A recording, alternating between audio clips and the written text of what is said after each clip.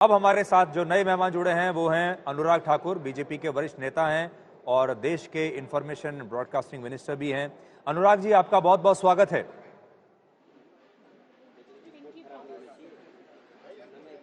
अनुराग जी, धन्यवाद सुधीर जी। सुबह से ही जो बीजेपी की जीत हुई है, लोग यही कह रहे हैं कि ये मोदी की गारंटी की जीत है, प्रधानमंत्री मोदी की जो विश्वसनीयता है उसकी जीत है। अब क्या हम ये कह सकते हैं कि भारत की राजनीति में प्रधानमंत्री मोदी का कद, अगर मैं, आप तो आजकल सिनेमा का भी काम देखते हैं, अगर मैं कहूं कि फिल्म जगत में अगर अमिताभ बच्चन, रजनीकांत, दिलीप कुमार, शाहरुख खान, सलमान खान सबको जोड़कर अगर कोई एक फिगर हो तो वो राजनीति के नरेंद्र मोदी के बराबर होगी।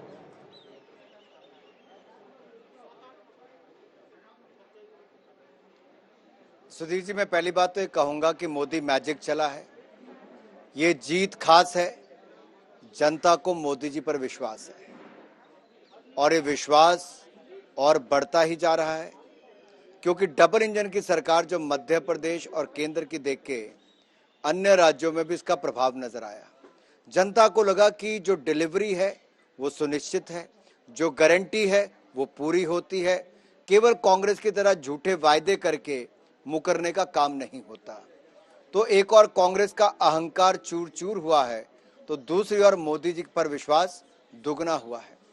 मोदी मैजिक चलने का बड़ा कारण ये भी है कि मोदी जी ने जो देश को आगे बढ़ाने का काम किया, आज उसके कारण दुनिया के सर्वाधिक लोकप्रिय नेता के रूप में पिछले 4 सालों से लगातार मोदी जी नंबर 1 पर है, 78% से ज्यादा।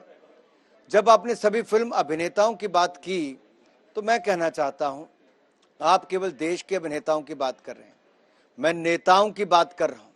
आप दुनिया भर के नेताओं में देखिए, मोदी जी के आसपास भी कोई नहीं है। तो जनता भी जानती है कि पूरी दुनिया को जिस नेता पर विश्वास है, भारत की बागडोर जिसके पास है, भारत बढ़ेगा तो दुनिया को भी उसमें कुछ ना कुछ दिखता है, विश्वास भी है। और इसीलिए जनता चाहती है कि अब ये विकास की रफ्तार और बढ़ती जाए, उनके राज्य भी उसमें जुड़े। जो मोदी जी ने गरीबों के लिए 4 करोड़ पक्के मकान दिए, 12 करोड़ शौचालय, 13 करोड़ घरों को नल से जल, 60 करोड़ लोगों को 5 लाख तक का इलाज मुफ्त में और अब 80 करोड़ लोगों को अगले 5 साल तक मुफ्त में अनाज की गारंटी दी, तो लोगों ने कहा ये जो कहते हैं वो करके दिखाते हैं, इसलिए उनके साथ जुड़े हुए हैं। आपकी मेहनत तो है, मोदी जी की विश्वसनीयता भी है, लेकिन कांग्रेस ने आपका कितना काम आसान किया?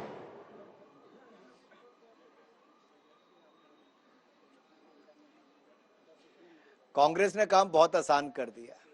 हमारे लिए तो सबसे आसान था सुधीर जी, जब हम गए, शायद चित्रा जी भी गई होंगी वहां पे कवर करने के लिए। मैं इतना ही कहूंगा, छत्तीसगढ़ में जब मैं गया भूपे ऐप लॉन्च करने के लिए, तो मेरा काम बहुत आसान हो गया। जितने मीडिया के मित्र बैठे थे, मैंने कहा भ्रष्टाचार करो और भूपे करो, एकदम से चिपका। जनता जानती थी कांग्रेस ने अपना एटीएम बना लिया है और छत्तीसगढ़ से पूरी कांग्रेस की भरपाई हो रही थी। महादेव ऐप घोटाला, गोठान घोटाला, कोयला घोटाला, शराब घोटाला, इन सब ने कांग्रेस का चेहरा बदनाम कर दिया था और कहते चिपकते थे। जैसे महादेव ऐप घोटाला है, पूरा का पूरा चिपका। दूसरा, राजस्थान में महिला वर्ग बहुत चिंतित था, उन पर अत्याचार बढ़ रहे थे। कांग्रेस की आपस की लड़ाइयां और भ्रष्टाचार, ये कहीं ना कहीं एक बड़ा कारण बना था इनकी एंटी इनकम्बेंसी का। दूसरी और मध्य प्रदेश की बड़ी जीत के आपको एक बात तो देश को दिखती है कि डबल इंजन की सरकारों का लाभ क्या हो रहा है। और ये चाहे उत्तर प्रदेश हो, मध्य प्रदेश हो, अब देश के अन्य राज्य भी चाहते हैं कि मोदी जी की डबल इंजन की सरकार का लाभ मिले। ठीक है, इसके साथ ही चूंकि राहुल गांधी की ओर से, प्रियंका गांधी की ओर से तीनों ही राज्यों में खूब कैंपेनिंग की गई थी 2024 के लिए, माना जा रहा था कि यहां की जो जीत होगी वो एक नैरेटिव सेट करने का काम करेगी। इस पर आपका जवाब अनुराग जी। और दूसरा सवाल, बार बार पिछड़े वर्ग की बात करके जातिगत जनगणना की बात कांग्रेस पार्टी की ओर से तीनों ही राज्यों में की गई है, क्या जनता ने इस मुद्दे को सिरे से खारिज कर दिया है?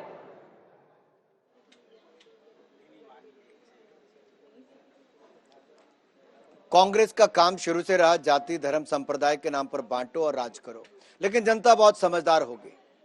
वो जिस पिछड़े वर्ग की बात करती थी, आज लोग बहुत समझदार हो गए। वो जानते मोदी जी चाहे पिछड़े समाज से आते हो, लेकिन सबका साथ सबका विकास इसी मूल मंत्र के साथ काम करते हैं। मोदी ने कहा मेरे लिए जाति, युवा, महिला, किसान और गरीब है, और इनके कल्याण के लिए लगातार उन्होंने काम किया है। जहां तक आपने राहुल गांधी जी, प्रियंका गांधी जी की बात कही, मैं यही कहूंगा, कुछ लोग छुट्टी पर जाना चाहते थे, राज्यों से भी छुट्टी हो गई, अब वो लंबी छुट्टी पर भी जा सकते हैं। लेकिन एक बात जरूर है सुधीर जी और चित्रा जी, मैं ये कहूंगा, जहां जहां झूठे कस्में खाई, देख लिए छत्तीसगढ़ में कहा था गंगा जल की सौगंध खा के कि शराब मुक्त करेंगे, मां गंगा का श्राप, कांग्रेस साफ। महादेव ऐप घोटाला किया, महादेव का श्राप, कांग्रेस साफ।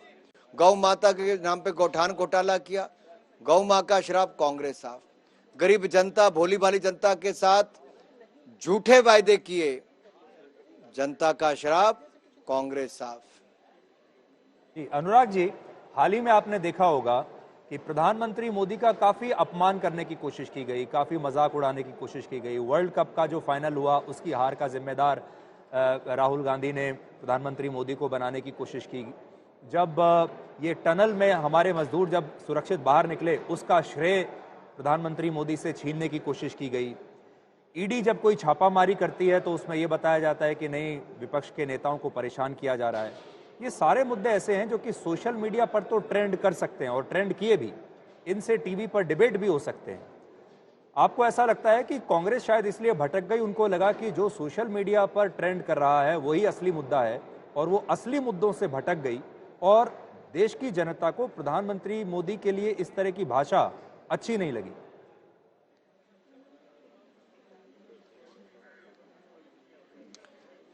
जब जब कांग्रेस ने मोदी जी पर कीचड़ उछाला, मोदी जी उतने ही निखर कर आए, उस कीचड़ में उतना ही कमल खिला है। आप गुजरात के समय से लेकर देश के चुनावों में देख लीजिए, चाहे मौत का सौदागर का हो, नीच का हो, गंदी नाली का कीड़ा का हो, ना जाने क्या क्या कह दिया इन लोगों ने। जनता इस बात को बड़ी गंभीरता से लेती है कि मोदी जी का अपमान नहीं, वो देश का अपमान करें, देश के प्रधानमंत्री का, जिसको 140 करोड़ की जनता ने एक बार नहीं 2 बार पूर्ण बहुमत से, रिकॉर्ड बहुमत से चुना है। तो जनता समझदार है, इसलिए आप उन पे मत जाइए। दूसरा, सोशल मीडिया पर कुछ लोग मजे भी लेते हैं, कुछ लोग बाकी भी करते हैं, वो अपना चलता रहेगा। मोदी जी जमीन से जुड़े हुए नेता हैं। अगर ये गरीबों के कल्याण के लिए अगर इतना काम किया है तो मोदी जी ने स्पष्ट दिखा दिया, जो कांग्रेस 60 साल में नहीं कर पाई, मोदी जी ने 8 साल में कर दिया था। और ये दिखता है कि जितने पक्के मकान शायद उतने वर्षों में नहीं बने, मोदी जी ने 8 साल में बना दिए। उनका समर्पण भाव जो गरीब को गरीबी रेखा से बाहर निकालने के लिए है, उसके कारण 5 सालों में 13.5 करोड़ गरीब गरीबी रेखा से बाहर आए। देश को एक नई ऊंचाइयों पर ले जाने, नई कीर्तिमान स्थापित करने का जो प्रण वो लेकर चले, संकल्प लेकर चले हैं, आज भारत दुनिया की 10वीं से 5वीं और मुझे प्रधानमंत्री नरेंद्र मोदी का वो भाषण भी याद आता है अनुराग जी, जिसमें वो कहते हैं कि बीजेपी की सरकार एक बार जिस राज्य में बन जाती है, फिर वहां से उसको उखाड़ पाना किसी भी पार्टी के लिए कितना ज्यादा मुश्किल होता है। एमपी के रिजल्ट को देखकर कम से कम ये बातें 100% सच साबित होती हैं। लेकिन जरा ये बताइए, आपने भी चुनावों के दरमियान खूब मेहनत की है, अब इन 3 राज्यों में आप लोगों की ओर से हाल ही में महिला आरक्षण बिल पारित किया गया, तो अब 3 राज्यों में एक राज्य में महिला मुख्यमंत्री बनेगी क्या?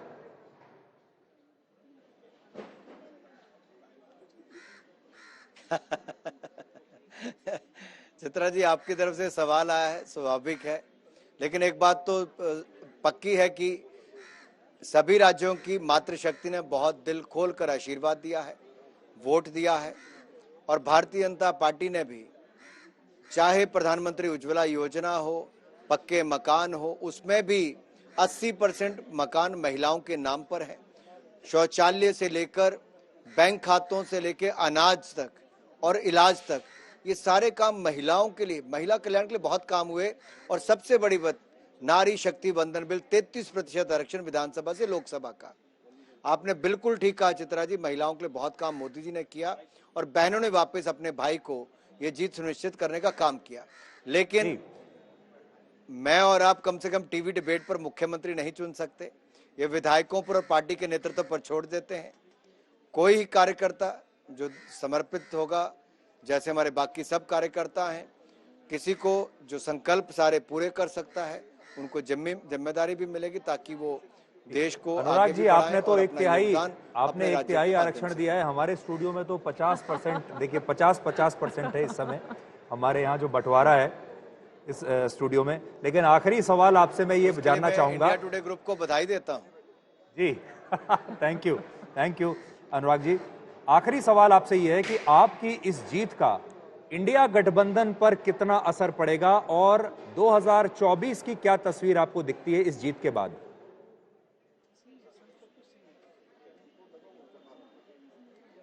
घमंडिया गठबंधन का घमंड अहंकार चूर चूर हुआ है और ये इंडी गठबंधन के बारे में चुनाव के समय भी कहता था, ना सुर है, ना ताल है, ना डफली है, ना राग है, और ये अपनी अपनी दिशाओं में भाग रहे थे। अब इनकी मीटिंग होगी, उसमें भी ये देखिए अलग अलग सुरों में बोलने वाले हैं। ये पहले से तय था कि इनका ना नेता है ना नीति है और नीयत में खोट इन चुनावों में ही नजर आ गया है। चलिए, आपका बहुत शुक्रिया अनुराग ठाकुर जी आज तक से जुड़ने के लिए और आज के इस महत्वपूर्ण दिन इस खास बातचीत के लिए। केंद्रीय मंत्री अनुराग ठाकुर को आप सुन रहे थे।